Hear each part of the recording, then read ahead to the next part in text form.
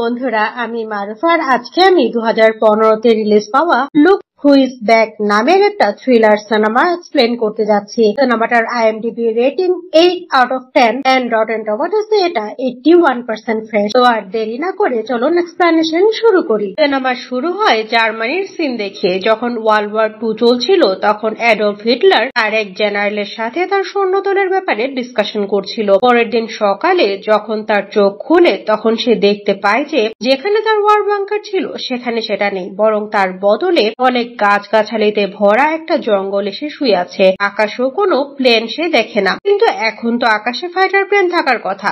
কোথাও কোনো বোম বা গলাগুলির আওয়াজ নেই। চারদিক একেবারে নীরব, নিস্তব্ধ। হিটলার এখানে কিছু বাচ্চাকে দেখে যারা খেলছিল। হিটলার সেখানে থাকা বাচ্চাদের সাথে কথা বলে। হিটলারের মনে হয় যে এই বাচ্চাগুলো জার্মানির ভবিষ্যৎ, তাই সে তাদের সাথে ভালোভাবেই কথা বলে। আসলে এই জায়গাটা একটা পার্ক। আর হিটলার মনে করে সে হয়তো কোনো স্বপ্ন দেখছে, কিন্তু কিছুক্ষণের মাঝেই সে বুঝতে পারে যে এটা কোনো স্বপ্ন নয়, বরং বাস্তব। এই সময় একজন রিপোর্টার একটা নিউজ কভার করছিল, আর সে সময় হিটলারকে ক্যামেরাম্যান রেকর্ড করে ফেলে। যখন হিটলার পার্ক থেকে বের হয়ে এদিক সেদিক যেতে থাকে তখন সে দেখে যে দুনিয়াটা একেবারেই বদলে গেছে। চারদিকে আধুনিকতার ছোঁয়া। আর তখন তার সামনে একটা খুব সুন্দর গাড়ি এসে থামে। সে তার সারা জীবনে এরকম সুন্দর গাড়ি দেখেনি। সবাই হিটলারের সাথে ছবি তুলছে, আর এখানে এরা তাকে দেখে অনেক খুশি হয়, কারণ সবাই মনে করে যে সে কোনো অ্যাক্টর বা হিটলারের গেট আপে আছে। হিটলার এখানে সবার কাছে তার অফিসের ঠিকানা জিজ্ঞেস করে, কিন্তু কেউই তাকে কিছু বলে না। তখন সে দেখে যে একটা মহিলা তার বাচ্চার সাথে আছে।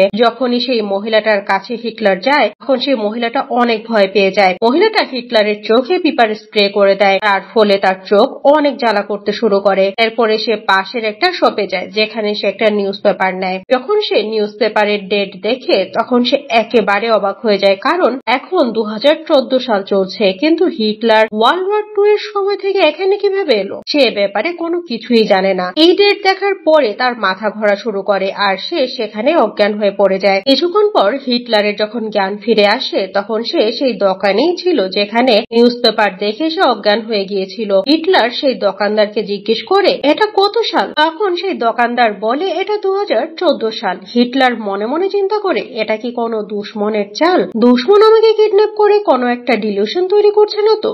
সেজন্য সে সেই দোকানদারের কাছ থেকে একটা জার্মান নিউজ পেপার চায়। সেই নিউজ পেপারওয়ালা তাকে একটা জার্মান নিউজ পেপার দেয়। এই নিউজ পেপার পড়ার পরে হিটলার জানতে পারে যে বর্তমানে জার্মানির যে প্রেসিডেন্ট সে কোনো একজন ফিমেল, যে পলিটিক্স এর ব্যাপারে তেমন কিছুই জানে না। এর সাথে হিটলার এটাও জানতে পারে যে ওয়ার্ল্ড ওয়ার 2 হিটলার অর্থাৎ জার্মানি হেরে গিয়েছিল এবং পোল্যান্ড এখনো এক্সিস্ট করে, আর এটা জার্মানির টেরিটরিরই একটা অংশ। এই সত্যটা জানার পরে হিটলার অনেক কষ্ট পায়। সে বলে আমি জীবন দ্বিতীয়বারের জন্য পেয়েছি যাতে আমি আমার পেছনের কাজ সম্পূর্ণ করতে পারি। অন্যদিকে আমরা মাই টিভি এর টিভি স্টেশন দেখতে পাই যেখানে একজন মুভি মেকার যার নাম ফেবিয়ান, তাকে আমরা দেখি। সে এখানে কাজ করে, কিন্তু তার বসকে চ্যানেলের মালিক প্রমোশন না দিয়ে একজন মহিলাকে হায়ার করে দেখে বস তার উপরে অনেক ফ্রাস্ট্রেটেড থাকার কারণে ফেবিয়ানকে চাকরি থেকে বের করে দেয়। যদিও ফেবিয়ান তাকে অনেক রিকোয়েস্ট করে, কিন্তু বসের লোকজন তাকে তুলে অফিসের বাইরে ফেলে দেয়। পরের সিনে আমরা দেখি ফেবিয়ান তার বাসায় এসেছে, যেখানে তাকে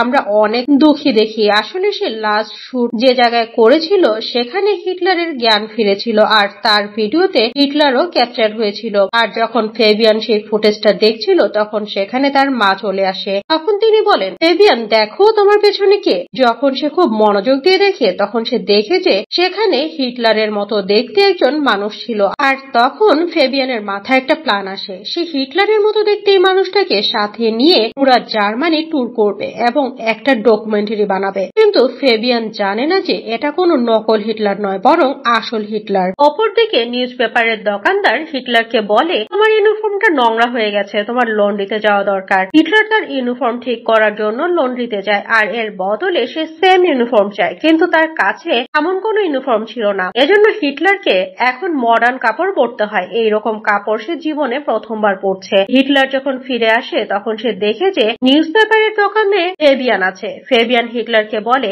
আমি তোমার সাথে পুরো জার্মানি ট্যুর করতে চাই, আমি একটা ডকুমেন্টারি বানাতে চাই। হিটলার রাজি হয়ে যায়। পরের সিনে আমরা দেখি ফেবিয়ান তার মায়ের কাছ থেকে কিছু টাকা নিয়ে একটা গাড়িতে করে জার্মানি ট্যুর করতে বেরিয়ে পড়ে। সে জার্মানির লোকদের সাথে হিটলারকে দেখা করায় এবং হিটলার তাদের সমস্যার কথা জনগণের কাছ থেকে শুনে। এখানে জনগণের সব থেকে বেশি সমস্যা হলো যে বাইরের দেশ থেকে অনেক ইমিগ্রান্ট জার্মানিতে এসে কাজ করে, যার ফলে জার্মানরা কোনো কাজ পায় না। এটা শুনে হিটলার বলে, আমি তোমাদের সব কষ্ট দূর করে দিব। হিটলারের পাশাপাশি ফেবিয়ান কুকুরদের এবং অন্যান্য অ্যানিমালসদের উপরেও একটা ডকুমেন্টারি বানাচ্ছিল। আর তখন একটা কুকুর হিটলারের আঙ্গুলে কামড়ে ধরে। হিটলার অনেক রেগে যায় আর তার গান বের করে কুকুরটাকে গুলি করে দেয়। এটা দেখে ফেবিয়ান অনেক রেগে যায়। সে গাড়িতে হিটলারকে বলে যে আজকের পর থেকে তুমি এরকম আর কখনোই করবে না। অন্যদিকে এদের টাকা প্রায় শেষ হয়ে যাচ্ছে। ফেবিয়ানের মাথায় তখন একটা অসাধারণ বুদ্ধি আসে। সে হিটলারকে বলে মানুষের স্কেচ বানাতে। যখন মানুষ দেখে যে হিটলারের মতো দেখতে একজন মানুষ তাদের স্কেচ বানাচ্ছে, তখন সবাই তার কাছে স্কেচ বানানোর জন্য আসে আর এজন্য তারা অনেক টাকা ইনকাম করে। এর সাথে ফেবিয়ান হিটলারের যে ভিডিওটা ইউটিউবে পোস্ট করেছিল সেটাতে অনেক ভিউ হচ্ছিল। এর মানে এরা দুজনই এখন অনেক ফেমাস হয়ে গেছে। এরপর আমরা দেখি ফেবিয়ান তার পুরাতন অফিসে যায় এবং তার এক্স বসকে সেই ভিডিওটা দেখায় যে তাকে কোম্পানি থেকে বের করে দিয়েছিল। কিন্তু যখন বস হিটলারের সাথে দেখা করে তখন তার কাছে ব্যাপারটা অনেক ফানি লাগে। তাই বস দুজনকে অফিস থেকে বের করে দিতে বলে। কিন্তু ততক্ষণে হিটলার কোম্পানির নতুন চেয়ারম্যানের কাছে চলে যায় আর তাকে সে নিজের ভিউজ বলে। হিটলারের ভিউজ চেয়ারম্যান, যার নাম বিলিমি, তার অনেক ভালো লেগেছে। বিলিমি তার জুনিয়র অর্থাৎ ফেবিয়ানের বসকে বলে হিটলারের মতো দেখতে এই লোকটাকে নিয়ে একটা শো শুরু করো। ফেবিয়ানের বস রাজি তো হয়, কিন্তু সে মন থেকে চাইছিল না যে ফেবিয়ান আর হিটলারের মতো দেখতে এই মানুষটা এই কোম্পানিতে থাকুক। এজন্য সে ইচ্ছে করে হিটলারের জন্য একটা কমেডি শো শুরু করে। কিন্তু যখন হিটলার জার্মানির অডিয়েন্সের সামনে স্পিচ দেয় তখন সে তার সেই সব বিচারধারা সামনে আনে যা সে ওয়ার্ল্ড ওয়ার 2 এর সময় রেখেছিল,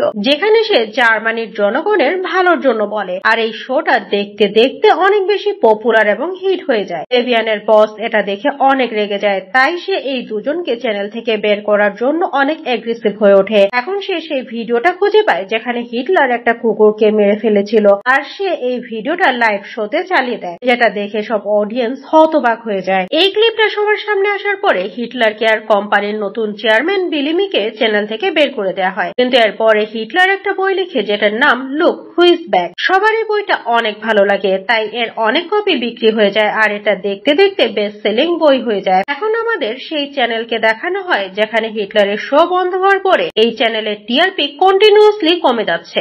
তার মানে এখন অনেকেই এই চ্যানেলটা দেখছে না। তাই তারা ডিসাইড করে যে হিটলারকে আবারও চ্যানেলে আনতে হবে আর তাহলেই তাদের চ্যানেল গ্রো করবে। ফেবিয়ানের বস হিটলারকে খোঁজার জন্য বের হয়ে যায়। অন্যদিকে আমরা হিটলারকে দেখি যার সাথে দুজন জার্মান মানুষের দেখা হয় আর এরা দুজন হিটলারের অনেক বড় ভক্ত। তারা মনে করে এই মানুষটা যে হিটলারের মতো দেখতে সে আসলে হিটলারকে নিয়ে মজা করছে, তাই তারা দুজন হিটলারকে অনেক মারে। এজন্য হিটলারকে হসপিটালাইজ হতে হয়। কিন্তু এখন এই কথাটা সম্পূর্ণ জার্মানিতে দাবানলের মতো ছড়িয়ে পড়ে। সবাই হিটলারকে ভালোবাসে, তার কথা জনগণের ভালো লাগে, তাই তার জন্য জনগণের মনে সিম্প্যাথি তৈরি হয়। পরের সিনে আমরা দেখি যে ফেবিয়ান সেই ভিডিও ক্লিপটা আবারও দেখে যেখানে সে প্রথমবার হিটলারকে দেখেছিল। আর যখন সে স্লো করে ভিডিওটা দেখে তখন সে দেখে যে যেখানে সে প্রথমবার হিটলারকে দেখেছিল সেখানে বিদ্যুৎ চমকাচ্ছিল। আর সে বুঝে যায় যে এই লোকটা কোনো নকল হিটলার নয়, বরং আসল হিটলার, যে কোনো এক অদ্ভুত কারণে এই সময়ে চলে এসেছে আর এজন্যই তার কথা, তার চিন্তাধারা সব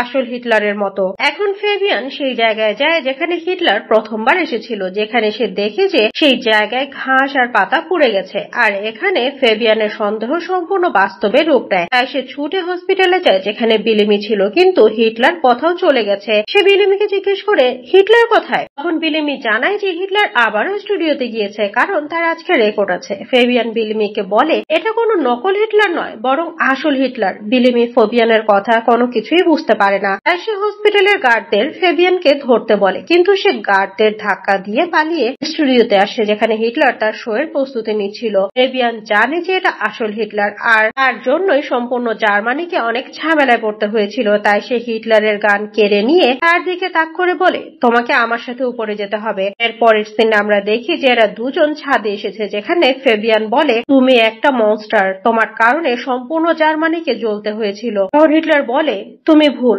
আমাকে জার্মানির জনগণ নির্বাচিত করেছিল, জনগণ আমাকে ভালোবাসে। কিন্তু ফেবিয়ানের কাছে হিটলারের এই কথা পছন্দ হয় না, আর তাই সে হিটলারকে তার নিজের গান দিয়ে গুলি করে দেয়, যার ফলে সে মারা যায়। কিন্তু যখন ফেবিয়ান পেছনে ফিরে তখন তার সামনে হিটলার দাঁড়িয়েছিল। হিটলার বলে, আমাকে কেউ মারতে পারবে না, কারণ আমি জার্মানির জনগণের মনের মধ্যে আছি।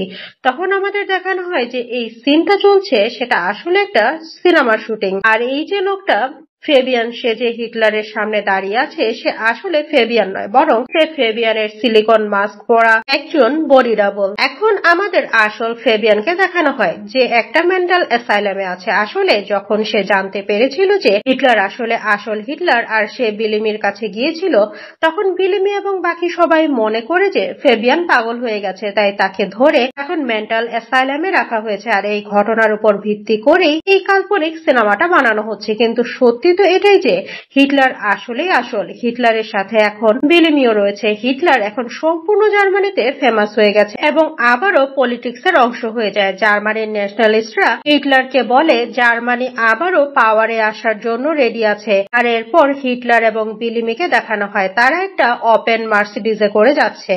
আর এখানে আমরা হিটলারের কণ্ঠে শুনতে পাই, সে বলে, I can work with this. এর মানে সে জার্মানিকে আবারও পাওয়ারে আনার জন্য কাজ করবে। আর এর সাথে এই সিনেমাটা শেষ হয়ে যায়। আশা করছি সিনেমাটার এক্সপ্লানেশন আপনাদের ভালো লেগেছে। আবারও দেখা হবে নতুন কোন সিনেমার এক্সপ্লানেশন নিয়ে। ততক্ষণের জন্য ভালো থাকবেন, সুস্থ থাকবেন, বাই।